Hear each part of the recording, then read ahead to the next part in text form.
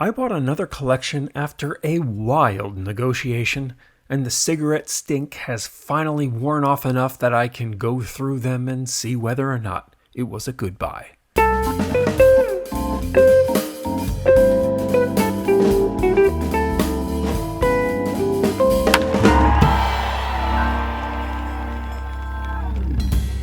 If you want the convoluted story on how I acquired this collection, go back and watch this video. Then come back here to continue with the story.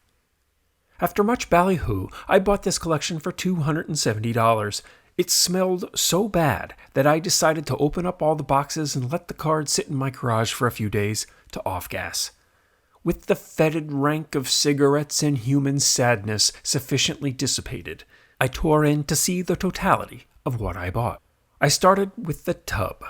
On the top were a bunch of loose cards from 84 Topps, 86 Topps, and mostly 88 Score. But after I cleared them away, I discovered a relatively organized group of 88 Topps cards and 84 Topps cards.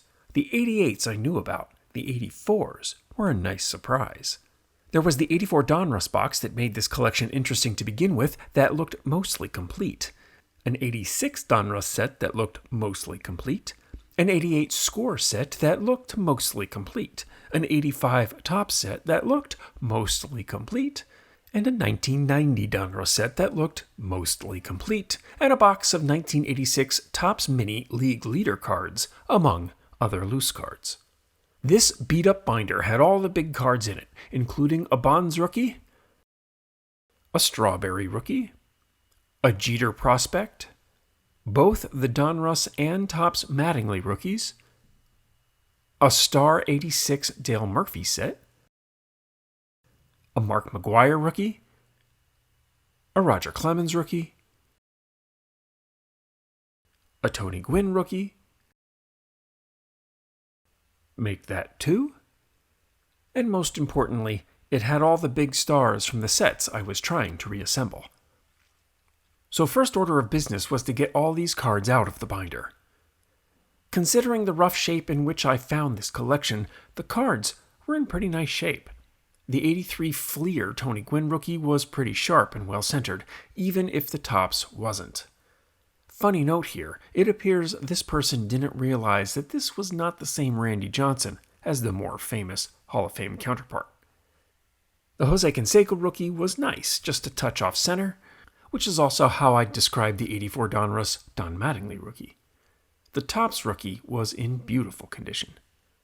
So I started to do my thing, which is organize and catalog the sets, starting with the 85 Topps. After reuniting the stars from the binder with the cards from the box, the set was 13 cards short of complete. The McGwire and the Clemens rookies were there, but the Kirby Puckett rookie was missing, which was really the only big card I needed to source for this collection. Another oddity to note was, along with the 85 Topps Don Mattingly, came a reprint card, also in the style of 85 Topps, and it appears that the previous owner believed them to be from the same set. Just for my own amusement, I'll keep the reprint card with the real card in the set. No need to separate them now.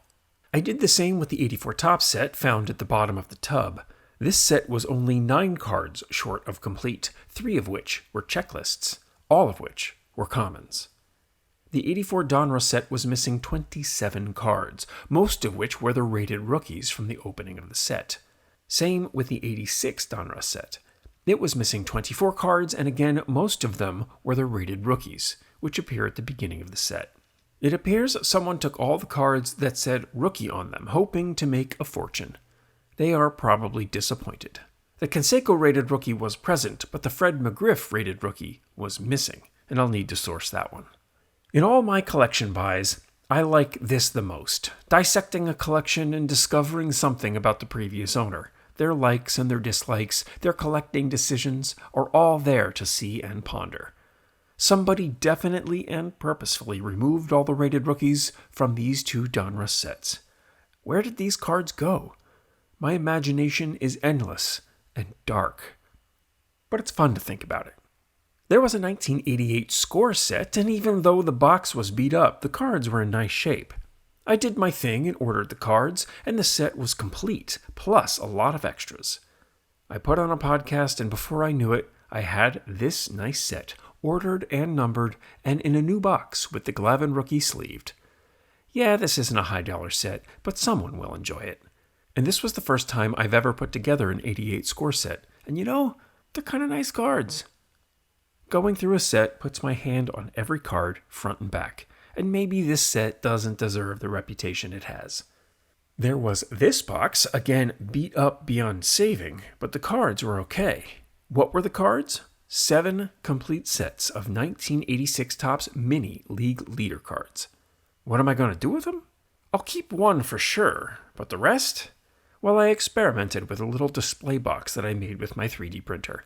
I designed it to fit inside a 200 count box, and it holds 2 sets. So now, at least it kind of looks cool. We'll see if anybody else thinks so. There was a bunch of 1990 Donruss cards, but after sorting and organizing, it was about 80 cards short of complete. I'll need to source some cheap singles or trade for them. There was a small assortment of Star Wars cards, and I'm sure somebody will want these. There was an absolute ton of 88 Topps cards, and after going through them, they were a few cards short of a full set. And I borrowed some of these to complete an 88 Topps set from another collection as well. It was obvious that these were all pack-pulled, as about every 15 cards I found a card with a huge gum stain on it. These cards were ripped from packs relatively recently. The previous owner mentioned she just opened a bunch of boxes. So very likely, these were 2 sealed wax boxes of 88 Topps cards, which is a shame because they were worth much more as wax. I'll do my best to finish this set and move it along to someone. The unexpected surprise was that there were 3 1986 Topps traded sets scattered throughout the boxes. When I started taking the cards out of the albums, the Bonds, the Bo Jackson, and the Jose Canseco rookies were stuffed 3 cards per slot. So in the album, it looked like a single card, but in reality, there were more underneath. The Bonds and the Jackson are $10 cards, so that's a nice $60 boost to the bottom line. The Canseco is in the dollar bin these days. I'll keep one of these sets and add it to my own 86 Topps set. I was already in the process of selling an 86 Topps set acquired and completed in the Junk Wax Nightmare project, so I'll combine that set with this traded set. A buyer is far more likely to want 86 Topps cards if the Bonds and Jackson cards come along with it. And I'll figure out what to do with the other one. A random vintage find was this 1974 Topps ERA Leaders card featuring 2 Hall of Famers. And of course, there was a bunch of random cards from all over the 80s and the 90s. This will be tricky to get back to net $0 and be able to keep some stuff. But let's give it a try. I needed 1 card store visit and 1 card show visit to assemble all the cards I needed to complete the sets. The Fred McGriff rookie was $5. The Kirby Puckett rookie was $10. And I spent another $25 in singles to complete the 84 Donruss, 84 Topps, 85 Topps, and 86 Donruss sets. A fan of the channel reached out with an offer of some 1990 Donruss cards. He was able to complete my set for me. And in return, I helped him out with some singles as well, including an extra 86 Topps traded Will Clark rookie, which I had lying around. Trades are fun. I needed just $5 in postage to complete that trade. I spent $270 on the collection and another $45 in cards, supplies, and postage, bringing my total out-of-pocket cost to $315 for this collection. With the 85 Topps set complete, I had that sold quickly for $65 and the 84 Topps set for the same price. I combined one of the 86 Topps traded sets with an 86 Topps set from the previous collection and made a presentation box out of it, which sold for $80. I'll credit $40 of that price to the 86 Topps traded set, and the same buyer who took the 86 Topps presentation set also took the 86 Donruss set for an additional $40. This was a guy who has bought a bunch of stuff for me over the last year, so I threw in one of the 86 Topps mini sets along with it as a freebie for him. I sold the Star Wars cards for $10 to the same guy who bought the Raiders of the Lost Ark cards from a collection flip a while back. I've been at this for a while now, and I've developed relationships with customers out there in Cardland.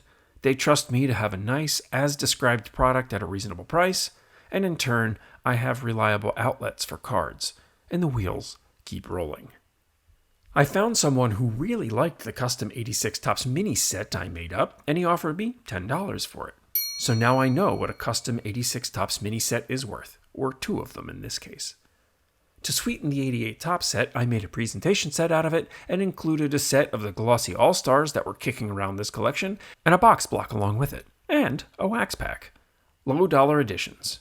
But then I found someone who wanted it because it looked nice, and they took the 88 score set along with it. $30 for both. I sold the second 86 Topps traded set for $30, and all the remaining bulk went to the same guy who bought my bulk last time. Apparently, he really loves bulk cards. That was 6 boxes full of cards for $20. That gets me down to a meager $5 out of pocket on this collection.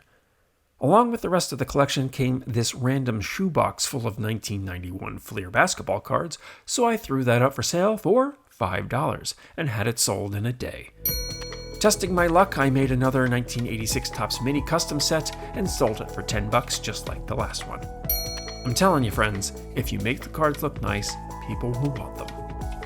And there we go. Net $0 plus a little bit. But most importantly, what did I keep? That's why I do this. Well, the big one is this, a 1984 Donruss Complete set, which is the reason I went for this collection in the first place, which I made into a presentation set along with a box block and a wax pack. The wax pack was a separate purchase a while back, when I found it for a good price, along with some other packs. I was hoping I could eventually put it in a set box, and here we are. Complete 84 Donruss sets with presentable Mattingly rookies, which is the most famous card of the 1980s, regularly transact between $160 and $200. This cost me nothing but hobby fun. And I also added to my personal collection a complete set of 1990 Donruss too, which gives me a chance to expand it into a master set. More low-dollar card fun. And this was the first time I've ever built a 1990 Donruss set, so I feel like I finally know it after all these years. Building a set puts my hand on every card. I can get to know the subtleties, the errors, the hits.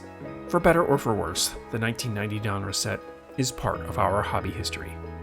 Here are the singles that I kept. A 1978 Kellogg's 3D Jim Rice, a 1995 Fleer Derek Jeter Prospect, the Topps Tony Gwynn Rookie, the Fleer Tony Gwynn Rookie, the 74 Topps ERA Leaders card, a Bonds Rookie, a Bo Jackson Rookie, a Jose Canseco Rookie, and an 87 Donruss McGuire Rated Rookie. That's probably another $60 or so in card value right there. So in the end, I got $250 worth of cards for free. All it took was a little hobby time to sort and source cards, time that I enjoy and would freely give in any case.